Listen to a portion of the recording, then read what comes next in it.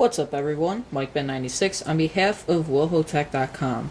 Today we're going to take a look at the Google Translate app for iPhone, iPod Touch, and iPad. The Google Translate app is available from the Apple App Store for free. It is able to translate words and phrases in 57 languages. There are a couple ways you can put in text into the app. The first way is you can just type in the words and phrases, and that will work with all 57 languages. The second way you can input text is by using the voice recognition feature, however, the voice recognition feature only works with 15 of the 57 languages, so the voice recognition will not work with all of the languages. And in this video, I'm going to demonstrate all the features of the Google Translate app. So let's get started. Okay, so this is what the app's icon looks like. So we're going to go ahead and open it. And here is the starting screen. And so at the top you have your settings for which languages you would like to translate to and from. So you got all these languages here, all 57 of them. You also search for a language, so we're just going to keep the from to English, and then I have my to set to Spanish because I actually know a little bit of Spanish. So we're going English to Spanish right now, and then this middle button here will swap the two in case you ever wanted to do Spanish to English. Alright, and then below here we have our little text box where we could type in a word or phrase that we want to translate from language A to language B. And then here we have our voice recognition feature where we can actually say a word or phrase and it will translate it. Below here we have our recently translated words and phrases. So this is just the list of everything that you have translated. So at the bottom bar, we have our starred ones. And so if you can actually, from this list, you can star a word or phrase that you translated, so you can maybe view it later. So if it's something that you need to study, for example, you can view it later. And then settings, there's not really any settings for this app, it's just help and about. And then you can also clear your history, which will clear this list here. However, it will not clear your starred list. Alright, so we're going to jump in and I'm going to demonstrate how this app works. So first thing we're going to look at is typing in words and phrases. So we are set to English to Spanish. And the downside about this app actually is that it does not work in landscape mode. It's a lot easier to type in, at least for me, in landscape mode, so it's kind of too bad that you can't put the keyboard in landscape mode. So you're stuck in portrait mode, but it works. Alright, so we'll type in just a real simple, actually we're in English, aren't we? So we're in English to Spanish, so we'll type in an English phrase. And then if you've ever searched for it before, it'll show up here. And so actually what I want to do, so I'm going to clear my history. Alright, so it looks just like I just downloaded the app, other than my starred, which I'm going to keep there for demonstration purposes. Alright, but we have no history now, so we're going to go to the text box and type in, we're in English to Spanish, so we type in an English word. So I typed in hello. So we're going to go ahead and click on the go button.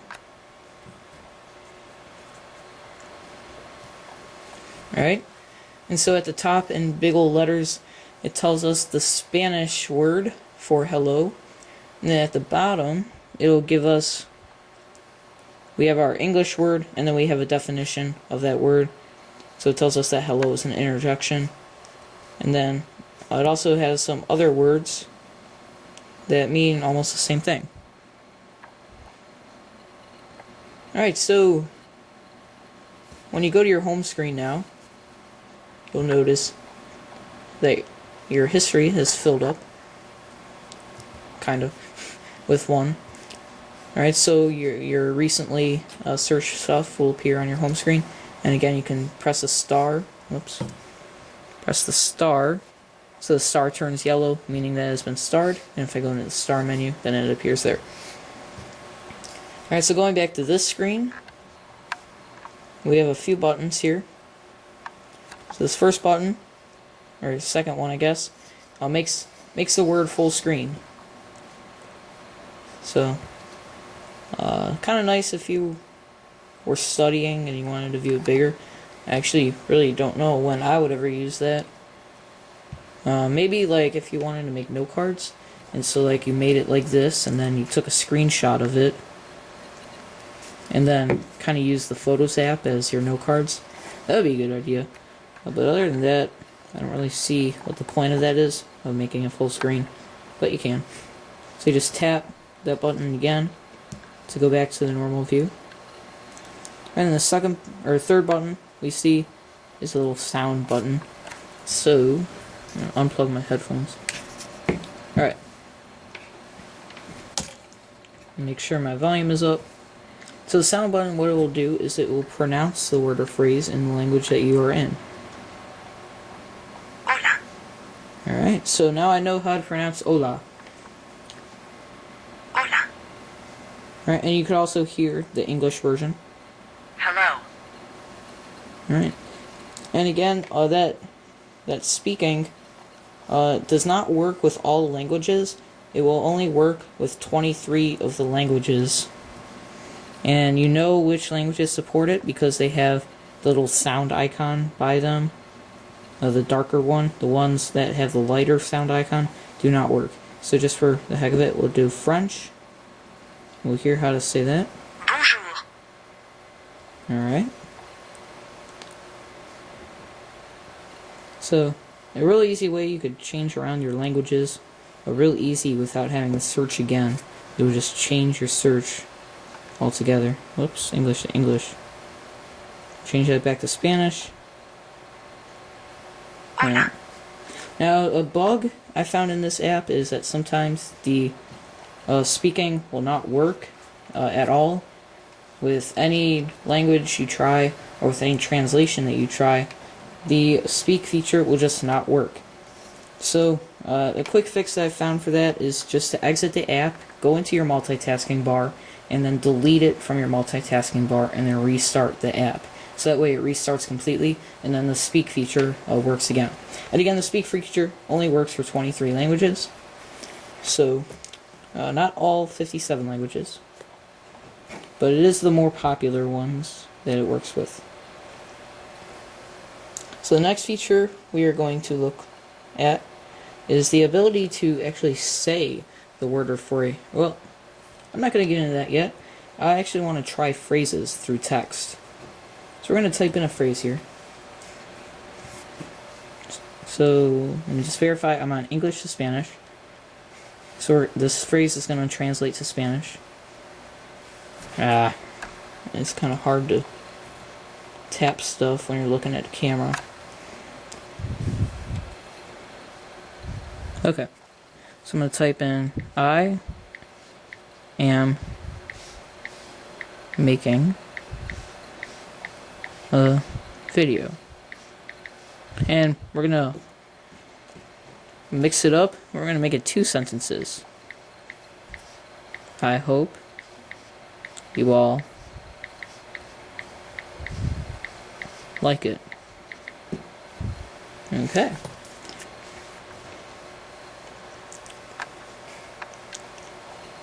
So we're going to tap the go button. Alright, and it tells us that the translation for that sentence is Estoy haciendo un video, espero que os guste. Alright, so again, we can star it, so we can view it later. We can also make it full screen, like that. You can also pinch to zoom, I think. Yep. So you can make it like all fit on one line if you wanted. Or you can... The nice feature is that when you use the pinch to zoom, it automatically resize it so it fits on one screen, unless you like go really zoomed in. Then you have to scroll around. Again, I don't really know why that feature is there. Just makes it, I guess no cards maybe, but I don't know what they were actually thinking you would use it for. Alright, so we'll go back to the regular view. And then you have your sound icon. So Estoy haciendo un video. Espero que os guste. alright, so it's actually really cool how it does that. It sounds really nice. It isn't like off because I know Spanish, so I can actually say it is pronouncing it right. So Estoy haciendo un video. Espero que os guste. it's also nice because it recognizes the other sentence and it basically puts a pause in there so it sounds more realistic. So maybe if you didn't know any Spanish at all and you were trying to speak to a Spanish person, you could just type in what you want to say and then have the iPhone say it for you. That would be pretty cool because if you didn't know any Spanish at all, you wouldn't know how to pronounce any of the vowels or anything. So it's actually a really cool app. Now one thing that I do notice, if you do speak Spanish, you may notice this too, that the verbs conjugate themselves. Now if you don't speak Spanish or another language, you may not know what exactly I'm talking about, but on the web version or the PC version of Google Translate at translate.google.com, the verbs don't always conjugate themselves. So if you type in I am making, it would put it wouldn't put estoy haciendo, which is actually the correct way to say I am making. It would put another form of that, a more general form. And so this app is really nice because it's actually very accurate, at least for Spanish. I don't know about the other languages because I only speak Spanish and English. So, but just for fun, again, we'll switch to a different language. We'll choose Arabic this time. Alright, and so that is how it looks in Arabic.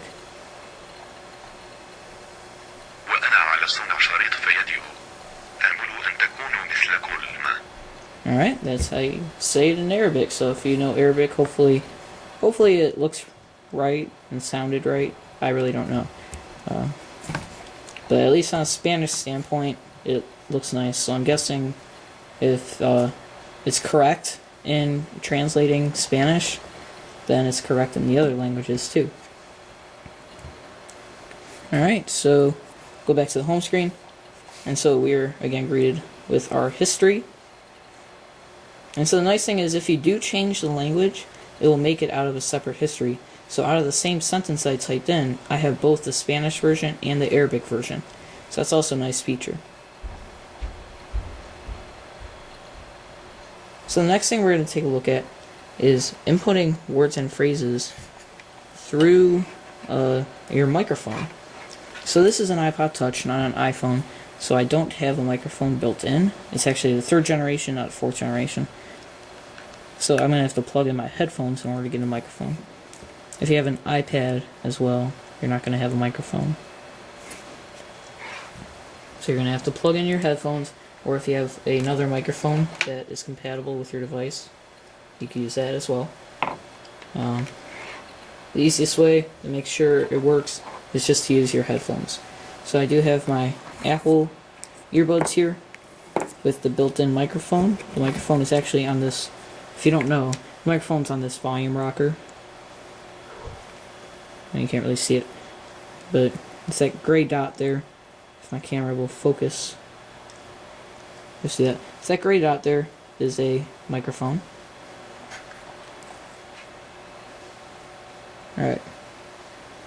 So I'm going to demonstrate the voice recognition feature. So I'm going to change this back to Spanish just because it's a language I'm familiar with. We're going to keep it keep the starting language to English. Alright, so you start up the voice recognition by pressing that little microphone icon and it will start listening to you right away. So what I am going to say is I am using the Google Translate app for iPhone. Well, actually that may not be the best. I am using the Google, I don't want to use any proper nouns. Well heck, we'll just do the I am making a video, I hope you like it. Alright, we'll just use that again. I don't want to use proper nouns because sometimes I may get confused with proper nouns. That's the only thing. This is a fault with all translators. Sometimes it doesn't recognize proper nouns. I'm sure it'll recognize maybe Google because it's a big one, but proper nouns it'll try to translate them and it'll be way off because it doesn't know it's a proper noun when really most proper nouns will just stay the same. They won't be translated. Some proper nouns are translated, but most aren't. Like Google, I think in all languages it's just Google. It may be pronounced a little differently, but for the most part it's just Google. So I'm going to say I am making a video. The same sentence here. I am making a video. I hope you like it. I hope you all like it. Alright.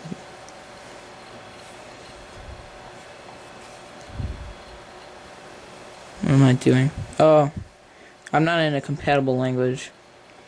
So I guess, I don't know if I said this, but I said this at the beginning of the video. The voice recognition feature only works with 15 languages. So we'll change this back to Spanish. English to Spanish. I am making a video. I hope you all like it.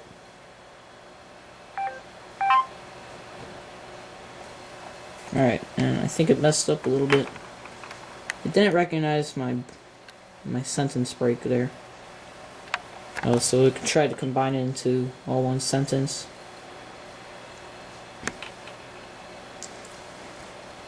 You can see that it didn't put a period there. But for the most part it's correct. And then again you can use the speak function. Estoy haciendo un video, espero que les guste a todos. Alright. So that is the voice recognition feature. Again that does work with just words. So if I wanted to say television, if I wanted to know how to say it in Spanish, television. Televisión. Alright. Televisión. Okay. And then, again, another feature I really like is the dictionary. It's actually not really... It just tells you it's a noun. It doesn't really define it. It tells you other ways to say it.